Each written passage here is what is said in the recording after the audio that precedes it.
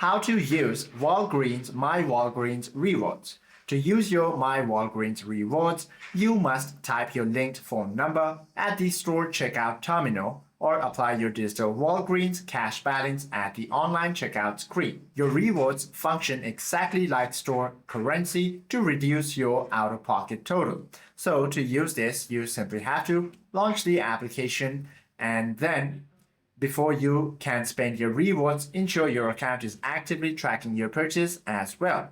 You automatically earn 1% Walgreens Cash reward store-wide on eligible items and 5% Walgreens Cash rewards on Walgreens-branded products. Now, to redeem the rewards, you simply have to bring your retail merchandise to the checkout counter or the self-checkout lane.